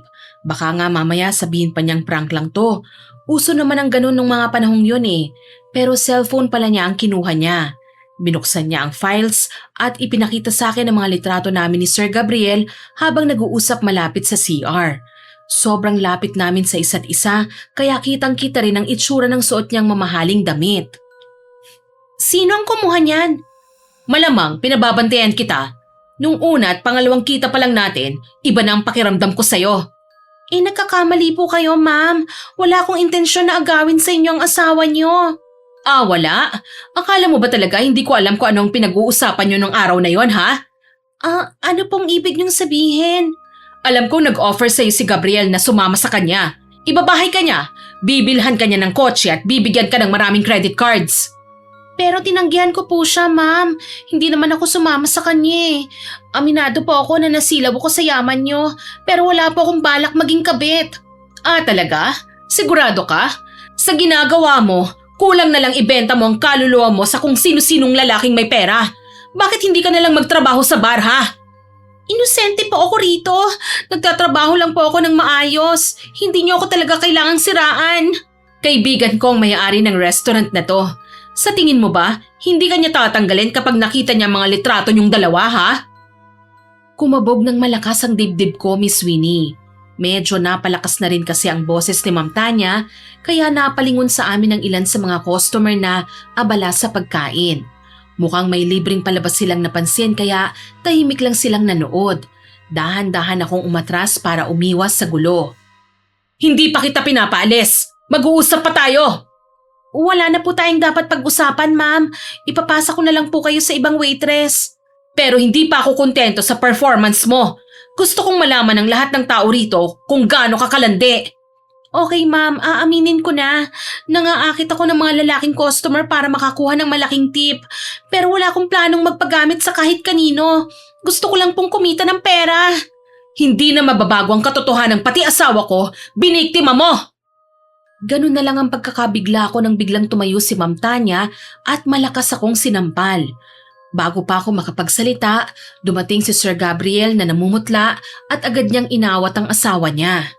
Darling, bakit ka nag-iiskandalo rito? Isa ka pang hayop ka? Ang tanda-tanda mo na lumalandi ka pa rin? Teka lang, bakit galit na galit ka ba? Ako pa ngayon ang ginagawa mong masama, ha? Biglang hinagis ni Ma'am Tanya ang cellphone niya sa mesa. Nang makita ni Sir Gabriel ang litrato namin, mas lalo siyang namutla. Ang mas lalo kong kinaiinisan ay kung sino ang kumuha ng litrato. Talagang nag-effort pa siyang bantayan kami. Bakit ba nilalagyan mo ng mali siya yan? Nag-CR lang ako at nagkataong nandun din siya. Tapos nagkausap kami. Yun lang, ganun lang yun. Huwag mo kong bigyan ng ganyang katangahang sagot. Ano bang gusto mong sabihin ko, darling? Ikaw naman kumalma ka nga muna. Sa tingin mo, magagawa ko pang kumalma pagkatapos ng ginawa nyo? Siguro naman na ilabas niyo na po ang sama ng loob niyo, Ma'am Tanya. Sinampal niyo na po ako, hindi ba? Kulang pa yan, babae ka! Hindi ko na napigilan ang sarili ko nang biglang sumugod sa akin si Ma'am Tanya. Sinabunutan niya ako, Miss Winnie.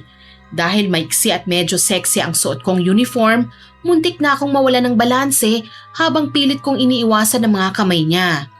Imbis na umawat, parang nanonood lang ang mga tao sa paligid. Kahit si Topper hindi man lang gumalaw, hinayaan lang niyang magsabunutan kami habang kung ano-anong pagmumura na ang naisisigaw ko, pati na ang mukha ko ay nakalmot na rin niya. Doon na ako tuluyang nanlaban.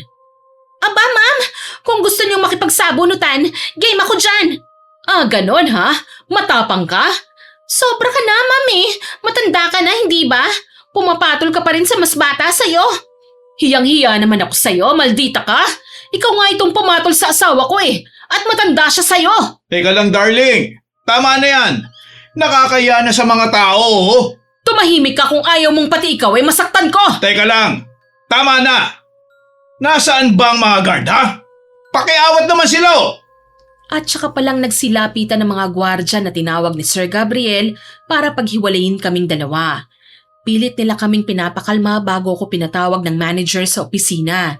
Doon ako pinagalitan ng tuluyan at tinanggal na rin sa trabaho. Pakiramdam ko masisiraan ako ng bait, Miss Winnie. Trabaho ko lang naman yon at yun ang pinagkukunan ko ng kita. Tapos bigla na lang nawala yon dahil sa walang kwentang pagsiselos ni Ma'am Tanya. Wala na akong ganang magbihis. Tinanggal ko ang uniform ko at mabagal na naglakad palabas ng restaurant. Mabuti na lang kahit nakagawa ako ng iskandalo, inabot pa rin sa akin ang huling sweldo ko. Paglabas ko, napansin kong hindi makatingin sa akin si Topper, kaya hinintay ko siyang matapos sa trabaho. Gulat na gulat siya nang makita niya akong nakatayo sa sidewalk at naghihintay sa kanya. Maxine, anong ginagawa mo rito? Bakit hindi ka umawat kanina? Hindi yun ang ugali mo, Topper! Pasensya ka na, ha? Loyal customer natin si Ma'am Tanya eh. Natakot ako na madamay. Kita mo naman kung ano nangyari sa'yo. Tinanggal ka sa trabaho. Hindi lang yun ang nasa isip ko. Pakiramdam ko talaga, nakipagsabuatan ka kay Tanya. Wala akong alam sa sinasabi mo, Maxine. Tsaka ilang beses na kitang pinagsabihan, di ba? Tingnan mo ngayon kung ano naging resulta ng pagkakamali mo. Wala akong dapat sisihin dito kundi ikaw. Okay ng trabaho ko eh. Walang nakikialam sa akin. Pero ikaw, Topper, pinagkatiwalaan kita. Ano ba yung pinagsasabi mo? Nagmamaang-maangan ka pa dyan. Alam ko namang ikaw ang kumuha ng mga litrato na yun eh. At doon ko na nga nabuking ang katotohanan, Miss Winnie. Si Topper mismo na akala ko ay kaibigan ko ang kumuha ng mga litrato at binigay kay Ma'am Tanya. Dahil sa galit ko, malakas ko siyang sinampal. Pero bago pa man siya makapagsalita, biglang dumating si Aling Petra. Matalim niya akong tinitigan na para bang may alam siyang bagay na hindi ko alam. Hindi mo dapat sinisisi sa ibang tao ang kasalanang ikaw mismo ang gumawa. At bakit? Naghahanap buhay lang naman ako ah. Bakit kailangan niyo akong pakialaman? Dahil naging masama kang babae. May sinisira kang relasyon dahil lang sa simpleng pangaakit mo sa ibang lalaki. Alam mong hindi ko na problema yon, Aling Petra. Silang nagpapaakit sa akin. May kahinaan sila, kaya sinasamantala ko lang. Hindi mo lang naiintindihan kung bakit ko ginawa yun. Gusto kong tumigil ka na. Palibhasa, naiinggit ka lang sa akin. Mas malaki kasi ang kinikita ko kesa sa'yo. Alam mong hindi yan ang dahilan. Lolokohin mo pa ako? Ano pa ba ang ibang dahilan kung bakit mo ako siniraan sa trabaho ko? Hindi naman kita siniraan, Maxine eh. Nag-aalala lang ako. Baka mapahama ka sa ginagawa mo eh. Nag-aalala ako dahil... Sandali siyang natigilan bago tuluyang tumingin sa akin. Dahil mahal kita. Mahal? Hindi mo ako mahal, Topper. Gaya ka rin naman ng ibang lalaki. Naaakit lang kayo sa itsura ko. At dahil hindi kita pinapansin, naging challenge ako sa'yo. Siguro, kung sakaling nakuha mo na ako, magiging trophy mo na lang ako. Alam mong hindi yan totoo. Matagal na ako nagpaparinig sa'yo. Pero ang manhid mo. Alam mo kung gaano kahirap ang buhay natin sa probinsya, Topper. Tapos uunahin pa natin ang pagmamahalan na alam nating baka gutumin lang tayo pagdating ng araw? Pero, Maxine naman. Layuan mo na nga ako, Topper. Hindi naman pala kita mapagkakatiwalaan eh. Magsama na lang kayo ng matandang kaibigan mo. Lumayo ako sa kanilang dalawa, Miss Winnie. Pero bago pa man ako makalayo, bigla akong nakaramdam ng matinding panghihina. Sumikip ang dibdib ko at biglang nanlabo ang paningin ko. Sa isang iglap, hindi ko namalayan na bumagsak na pala ako. At doon, muli na naman akong nanaginip. Sa pagkakataong yon, umiiyak ako habang nakahandusay sa isang lugar na puno ng nana at dugo. Parang kumapit sa buong katawan ko ang malagkit at mabahong likido. Sobrang pandidiri ang nararamdaman ko, pero wala akong ibang marinig kundi ang nakakakilabot na halakhak ni Aling Petra. Parang tuwang-tuwa siya habang pinapanood akong nagdurusa. Masarap ba, iha? Yan ang napapala ng mga taong masasama ang ugali. Ano bang ginawa niyo sa akin? Ano ba to? Nagkamali ka ng taong binangga mo. Pero huwag kang mag-alala. Hindi naman kita papatayin. Huminto siya sandali at ngumiti ng nakakatakot. Pagdurusahin lang kita. Anong sinabi niyo? Napuno ng takot ang buong katawan ko, Miss Winnie. Wala na akong ibang ginawa kundi sumigaw at magpumiglas. Pero habang pilit akong nakikipaglaban, unti-unti kong naramdaman na may gumigising sa akin. Dahan-dahan kong iminulat ang mga mata ko at ang unang nakita ko ay si Topper. Nakatungo at nakatitig sa akin. Kita ko ang matinding pag-aalala sa mukha niya. Kumusta ka na, Maxine? Nasaan ba ako? Nandito ka ngayon sa bahay ko. Ano? Bakit mo ako dinala rito? Pasensya ka na ha. Nawalan ka ng malay kagabi. Kaya dito kita dinala. Aalis na ako. Uuwi na ako sa amin. Teka lang, hindi ka pwedeng lumabas. Bakit hindi ako pwedeng lumabas? Wala ka bang napapansin na kakaiba sa katawan mo, ha? Na mahapdi ba o masakit? Bakit mo naman tinatanong yan? Saglit na napalunok si Topper bago niya tinanggal ang kumot na nakabalot sa katawan ko. Dito na ako tuluyang nasindak, Miss Winnie. Nagulat ako nang makita ko kung gaano karami ang mga pasa sa katawan ko. Ang mga yon ay hindi na mukhang normal na pasa. Parang mga bulok na prutas na nagkaroon ng mga butas at nagsisimula ng magtubig. Ha? Diyos ko! Anong nangyari sa akin? Hindi ko rin alam. Nung hiniga kita rito, napansin ko na may mga ganyan na sa mga binti mo eh. Saan mo nakuha yan? Wala pa yan kahapon ng umaga. Hindi ko nga rin alam eh. Sigurado akong hindi naman ako nasugatan. Kahit nakipagsabunutan ako kay Ma'am Tanya eh, hindi naman ganito kalala ang mga pasa ko dapat. Bakit parang ang bilis naman nila magtubig? Hindi naman nagkakaganyan ng normal na pasa ah.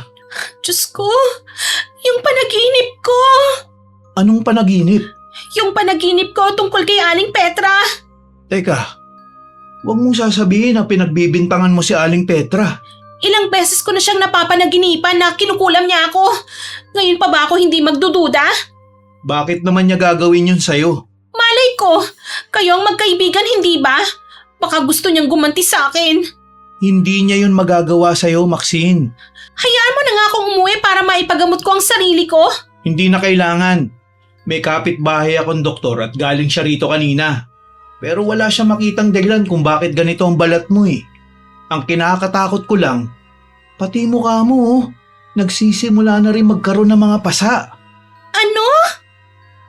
Gaya ng sinabi ni Topper, humingi ako ng salamin at agad kong tinignan ang mukha ko. Dito na ako lubos na kinilabutan, Miss Winnie. Halos hindi ko makilala ang sarili ko. Ang dating makinis kong muka, puno na yon ng mga pasa. Doon na ako tuluyang napaiyak. Ano bang nangyayari sa akin? Sumpa ba to? Bakit pati mukha ko kailangan masira? Huwag ka nang malungkot, Maxine. Gagawin ko ang lahat para gumaling ka. Malakas ang pakiramdam ko na may kinalaman dito si Aling Petra. Pwede mo ba siyang ipatawag? Maxine naman, bakit kailangan mong pagbintangan kagad ang matanda? Ako na nga nagdala sa'yo rito kasama niya eh. Hindi ako naniniwala sa inyo. Baka naman iba nagpakulam sa'yo kung totoo ngang kinulam ka. Isipin mo nga kung sino ang mga nakaaway mo. Saglit akong natahimik at napaisip, Miss Winnie. Bigla kong naalala si Ma'am Tanya. Hindi rin malayong siya ang nagpakulam sa akin dahil sa mga ginawa ko sa kanya. Mabuti na lang at kahit masakit ang katawan ko dahil sa mga pasaan na nagtutubig na, nakakaya ko pa rin tumayo at maglakad. Makalipas ang halos 1 linggo, nagpa siya akong kumilos. Binalot ko ng mabuti ang sarili ko at naghintay sa labas habang naka-duty sa restaurant si Topper. Gusto kong makita kung darating ba ron si Ma'am Tanya. Hindi nagtagal dumating nga sila ng asawa niyang si Sir Gabriel. Magkahawak kamay pa sila at mukhang masayang masaya. Lalo tuloy akong kinabahan at napaisip na baka may ginawa nga silang masama sa akin. Kaya agad akong sumugod papalapit sa kanila. Ma'am Tanya! Teka lang darling ha, may narinig akong sumigaw eh. Sino ba yung babaeng yan? Napakapangit naman. Hindi mo ba ako nakikilala ngayon ha, Sir Gabriel? Pagkatapos mong pagsawaan ng kagandahan ko? Teka. Oh my God! Ikaw ba yan, Maxine? Nagtatanong ka pa talaga ha? Anong ginawa mo sa akin? Ew! Teka lang, ang sama ng amoy mo ha? Huwag kang lalapit sa akin. Bakit ako makikinig sa'yo? Ikaw naman ang may kagagawa nito eh. Ano bang ibig mong sabihin? Sinabunutan kita pero hindi kita nilagyan ng ganyang pasano? Nagkukunwari ka pa? Kinulam mo ako! Ano? Nahihibang ka na ba? Hindi ako naniniwala sa kulam, gaga ka. Wala naman ako masamang intensyon eh. Gusto ko lang naman mabuhay ng maayos at magkaroon ng pera. Bakit kailangan niyo akong ganituhin? Bakit ba ibinibintang mo sa akin ang nangyari sa'yo? Malay natin, karma mo na pala yan sa dami ng mga taong inagrabyado mo. At pwede ba? Huwag mo kaming abalahin ng asawa ko ha? May gagawin kami sa loob eh. Singhal ni Ma'am Tanya bago niya ako itinulak. Halos mapasubsob ako sa harapan ng restaurant. Hindi man lang ako nakilala ng gwardya na dati halos hindi maalis ang tingin sa akin dahil sa kagandahan ko. Sa halip, pinaalis niya ako sa entrance dahil baka raw maabala ang mga customers sa amoy ko. Ngayon ko lang naramdaman kung gaano kasakit tawaging pangit, mabaho, dugyot at kung ano-ano pang nakakababang salita. Dati pakiramdam ko napakaganda ko at kaya kong makuha ang lahat ng gusto ko. Pero ngayon, halos ayoko nang tumingin sa sarili ko. Hindi nagtagal lumapit sa akin si Topper at inayos ang scarf na nakatakip sa mukha ko. Huwag mo silang pansinin ha. Ganyan talaga ang ibang tao eh. Ang bilis manghusga at manginsulto. Ilang beses na kitang sinaktan, pero bakit napakabuti mo pa rin sa akin ha, Topper? Tanggap ko na rin naman na hindi mo ako mahal, Maxine eh. Pero kaibigan kita. Gagawin ko ang lahat para protektahan ka. Protektahan? Kailangan pa ba talagang umabot ako sa ganito bago mo ako protektahan? Inaamin ko ang pagkakamali ko sa'yo. Humihingi ako ng tawad. Sana kalimutan na natin ang mga nangyari ha. Nahihiya ako. Ang dami kong kasalanan. Siguro tama si Ma'am Tanya eh. Baka parusa nga ito sa akin dahil hindi ako nakinig sa'yo. Inabuso ko kung anong magandang bagay na meron ako para lang makasakit ng ibang tao. Siguro nga, aral talaga to sa'yo. Pero wag mong isipin na wala ka ng pag-asa. Gawin nating dahilan to para magbago ka, okay? Pangit na ako, Topper. Sino pang tatanggap sa akin? May ipon nga akong pera pero sino pang lalapit sa akin kung ganito na ako? Hindi sumagot si Topper. Maya-maya lumapit sa amin si Aling Petra. Seryosong mukha niya noon, Miss Winnie. Hindi ko magawang supladahan ng matanda dahil natatakot pa rin po ako sa kanya. Paano nga kung siya nga talaga ang may kagagawa ng lahat ng nangyayari sa akin? Madali lang solusyonan ang problema mo, Maxine. Ano pong ibig niyong sabihin? Kapag natuto kang magpakumbaba at humingi ng tawad sa mga taong nagawan mo ng kasalanan, bumili ka ng sampagita sa akin at gawin mo ang ituturo ko. Pumunta ka sa simbahan, isabit mo ang sampagita sa poon at magdasal ka. Humingi ka ng tawad at sabihin mo ang buong puso mong pagsisisi. Pakikinggan ka ng Panginoon. Dahil sa sinabi ng matanda, napaiyak ako, Miss Winnie. Ang dami kong naisip na pagkakamali eh. Nabulag ako sa sobrang paghahangad ng pera kaya heto ko ngayon, naghihirap at natatakot sa sarili kong itsura. Siguro nga kahit ganito na ang mukha ko, hindi pa rin huli ang lahat para magbago. Pagkatapos naming mag-usap, pumunta ako sa simbahan. Ginawa ko po ang sinabi ni Aling Petra. Nagsabit ako ng kwintas na sampagita sa leeg ng poon at taimtim akong nagdasal. Humingi ako ng tawad sa lahat ng taong nasaktan ko. Unti-unti kong tinanggap ang mga nangyari at pinili kong baguhin ang sarili ko, Miss Winnie. Kahit papano, gumaan din naman po ang pakiramdam ko. Ang mas nakakagulat, habang lumilipas sa mga araw, napansin kong unti-unting natutuyo ang mga sugat at kung anumang kakaibang lumalabas sa balat ko. Hanggang sa tuluyan nang bumalik ang dating makinis at maputing kutis ko. Hindi ako makapaniwala. Gumaling ka na nga. Oo nga eh. Salamat sa'yo, Topper. Ang dami kong na-realize dahil sa nangyari sa akin. At dapat mong tandaan ang lahat ng natutunan mo, ha, Iha? Pasensya na rin po kayo sa lahat ng masasakit na sinabi ko sa inyo, Aling Petra. Hindi naman ako nagalit sa'yo kahit kailan, Iha. Huwag kang mag-alala. Niyakap ko si Aling Petra bilang pasasalamat. Alam kong siya ang kumulam sa akin pero hindi niya po yun inamin. Hindi ko rin binanggit sa kanya na alam ko yun. Pagkatapos nun, kinausap ko rin sina Ma'am Tanya at Sir Gabriel. Humingi ako ng tawad sa kanila sa lahat ng nagawa ko. Mabuti naman at pinatawad naman ako ni Ma'am Tanya. Sa ngayon, maayos na po ang buhay ko rito sa probinsya. Ginamit ko ang naipon kong pera para magsimula ng maliit na negosyo. Hindi na ako bumalik sa syudad at pinili ko na lang pong magsimulang muli dito sa lugar na to. Napakalaki ng binago sa akin ng nangyari, Miss Winnie. Natutunan kong hindi sapat ang ganda, pera o anumang meron tayo para maging masaya. Mas mahalaga pa rin kung paano natin ginagamit ang mga bagay na ipinagkatiwala sa atin ng may kapal. At nangangako ko na kahit kailan, hindi ko na uulitin ang mga pagkakamaling ginawa ko. Hindi ko na aabusuhin ang anumang meron ako para makapanakit ng ibang tao. Nagtanda na po ako at ayoko nang muling maranasan ang bangungot na yon. Hanggang dito na lamang po. More power po sa inyong channel at God bless. Lubos na gumagalang, Maxine. Sana po nagustuhan yung ibinahagi naming kwento sa inyo ngayon. Pero bago matapos ang upload namin, hindi ito makukumpleto nang walang shoutout sa masusugid nating listeners. Siyempre, Shoutout po kay Marita Lauriaga from Spain, kay Angel Blue, kay Mark Anthony Abelda, kay Raquel Asigawa, at sa husband niyang si Mitsuru. at kay Lady Tess NL na nag-comment po sa Nanggugulang na Basurero upload. Ang sabi po niya, ang ganda ng boses mo, Miss Winnie. Katulad ng iyong mukha maganda rin. Araw-araw akong nanonood sa inyo, watching from Netherlands. Thank you po, Ma'am Tess, sa comment ninyo. Nakakataba po ng puso yon. Maraming salamat din po sa lahat ng nakinig at nagkomento sa mga nauna naming upload. Abangan niyo pa po sana ang mga susunod naming stories at huwag kalilimutang mag-subscribe, like, share, and comment sa mga stories namin. Para po mabilis niyong makita kung may bago kaming upload, pindutin niyo lang po ang notification bell para lagi kayong updated at notified.